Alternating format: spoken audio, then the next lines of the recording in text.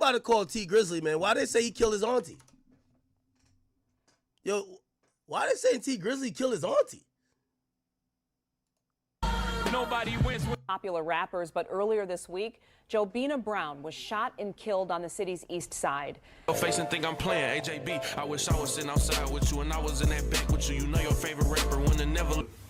Was she alive when did she die on the scene or the hospital? I don't even. Okay, so let me give you like the new thing that's popping. T Grizzley has an aunt that died, I believe, in 2019. So T Grizzley's aunt died in his car. So initially, people thought if T Grizzley's aunt died in his car, a nigga tried to kill T Grizzley because it's his car. Then it got spooky wooky because the nigga they locked up for killing T Grizzley's aunt in T Grizzley's car is a nigga that supposedly T Grizzley knows or is cool with. Something like that. So they're like, wait, how's the nigga that you're kind of cool with or was known to be cool with the killer or alleged killer of your own aunt? Unless maybe you told him to go kill your aunt. Now, this is pure speculation, people. Pure speculation. And it's such wild speculation to even hum rumors that maybe a nigga backdoored his own auntie. Like, that sounds crazy. Like, come on. Every auntie got some good cooking, man. Come on. Why would you do that, man? It sounds far-fetced. But that is a running theory, and a lot of people are going with it. Let me play this a little bit, because this is what some of these niggas are saying. Here we go. I think that, no, she died at the hospital. She was still alive. She was still breathing and everything. She called me. She called you? While she was shot, she called me. What'd she say? I was trying to talk to her. I didn't hear what she was saying. Oh. She couldn't really form no word. If I'm Detroit's very own T Grizzley, I'm keeping a low profile. After this video, you might hear a lot of what ifs. Maybe a few people even saying, nowadays when these rappers get married, they in some shit. Cause truth be told, as our older generation would say, what's done in the dark will come to the light. Now a lot of folks might not remember this, but about 7 years ago, T Grizzley lost someone publicly referred to as his aunt. Whether she was blood or not, that's still up for debate. But some say it was through marriage. But what we do know is that she was tragically gunned down while riding in the Uber. And by some twist of fate, T Grizzley had gotten out the same car just minutes before the shots had rang out. Now at the time, everything seemed off, but nobody had real answers. Then about 2 months later, a man allegedly tied to one of T Grizzley's groomsmen, a man connected to Lil Durk, someone tied to him from his same neighborhood in Chicago, Illinois, which we'll later discuss, was arrested in connection with her murder. Since then, the case been cold in many people's eyes. And yet, Detroit police still have an open $2,500 reward for more information. And that alone tells you everything ain't fully closed on this. But what if I told you that was just the surface? Because what I found out while digging into this court transcripts and trial updates and federal paperwork, found it deeper, way deeper than what people may expect. Pause. Now there, as of now, has been whispers that she might have been pregnant, allegedly, by T Grizzley. And that wasn't even his blood aunt. But all that is he say, she say to this point. Because still, Grizzley called her his aunt. And that's what the world ran with. Not to mention he was signed to her, which some say is a clear motive. But today, I'm bringing y'all a full breakdown. Court documents, timelines, trial updates, and theories media skipped over. Because y'all will find out later in this video that someone is currently standing trial for her murder. And based on documents I've seen, I wouldn't be shocked if the feds step in once this trial is wrapped. In this video, we're going through everything from what happened that night in the Uber to who this man really is that's facing trial, to why certain people in Grizzly's circle started going ghost once the pressure came down. We're clearing up every rumor, laying out the facts. And like we always do, fam, at the conclusion, I'm here to hear from you once I lay everything on the table. But before we go over this one, I want you guys to remember, I don't give you no angle. I just give you the story. So with that being said, make sure you like, comment, and subscribe. We're gonna jump right to it. T Grizzley, born Terry Sanchez Wallace Jr., is a rapper straight out of Detroit, Michigan. He came up from tough circumstances. Raised on the west side, his mom was sentenced to 20 years when he was just a teen, and his dad was killed in the streets. But instead of folding, Grizzley took to music. He gained national attention in 2016 with his breakout single, First Day Out. all and fought for your life. Being broke did something to my spirit. Ass niggas to plug me. They act like they couldn't hear. Now that was a track he dropped just months after being released from prison for a robbery case tied to Kentucky, as he rapped about. The track blew up fast, doing millions of views in days, and earning cosigns from legends like Jay-Z and LeBron. Hit the rolling stone with the rollie on. Jag portfolio. From there, the momentum only grew. He dropped mixtapes, albums, and landed features with stars like Lord Durk and Meek Mill. But like most rappers with street ties, fame didn't come without a cost. The night he almost lost his life, or did he?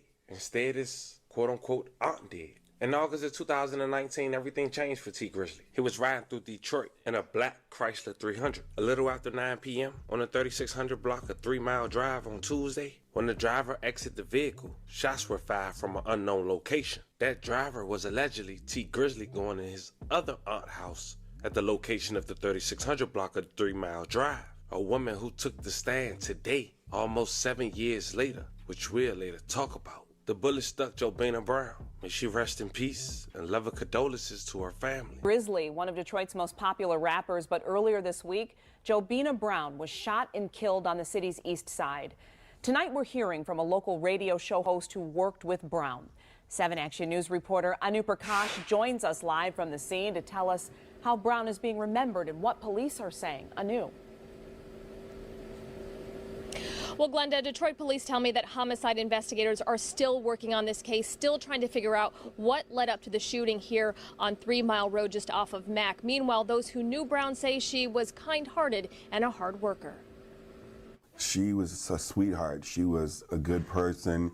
She was the type of person that would look out for you, do whatever, she could to help you. Bushman, host of The Bushman Show on 97.9 WJLB, first got to know Jobina Brown 3 years ago. He called her JB. She was the manager and aunt of Detroit rapper T Grizzley. She also managed Detroit rapper Sada Baby. Sources say on Tuesday night around 9:30, the 41-year-old was sitting in a Chrysler 300 with 2 other men here on 3 Mile just off of Mack. Police say as one of the men got out of the car, she was shot and killed. JB, I love you.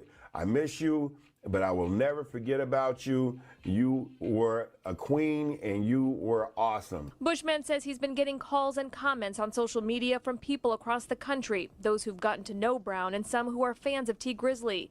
Bushman says Brown was a young woman who was committed and kind. It was like her first time managing, but she grasped the knowledge of how to manage an artist and was running with it, and he's been very successful. After hearing about her death, he shared this video of Brown in the studio with T Grizzley in May of 2018. She was fixing his hair, taking care of him like Bushman says she always would. I wanted to share something for people to remember her by. When you're behind the scenes, you don't always get the credit for the things that you do, and I want people to understand who she was and what she meant to T Grizzley, Sada. And as he continues to pay tribute to her, he just hopes the questions surrounding who took her life won't remain unanswered much longer. Just want to know why. What made you do that? What caused you? What was going on in your mind and in your life that you felt like you had to pull a gun out and pop? Now, I did reach out to T Grizzley's management company, but haven't heard back yet. Meanwhile, if you have any information that can help police solve this case, please call Detroit Police Homicide. Live on the city's east side, At the time, no arrest was made. Police made a flyer for $2,500 for information leading up to an arrest in JB's demise. But T Grizzley decided to make a track in dedication to JB. Check it out. So you know your favorite rapper when they never let them guys get you. I would've shot them, left them dying, leaking in the street. Wouldn't have ran with smoke. But just 2 months after JB lost her life, the feds and the state had made an arrest. A place 4.5 hours away from each other, a little under 300 miles, in Chicago, Illinois. A man that was also connected to one of T Grizzley's groomsmen, also on his rap label, whose name is Booker, real close to Lord Durk and OTF. Apparently, the perpetrator and Booker are from the same neighborhood. They also go by 600 in Chicago. His name was Jermaine Whedon, a.k.a. Wu-Tang. Now, when Wu-Tang was first picked up, it was an open murder, a felony firearm charge.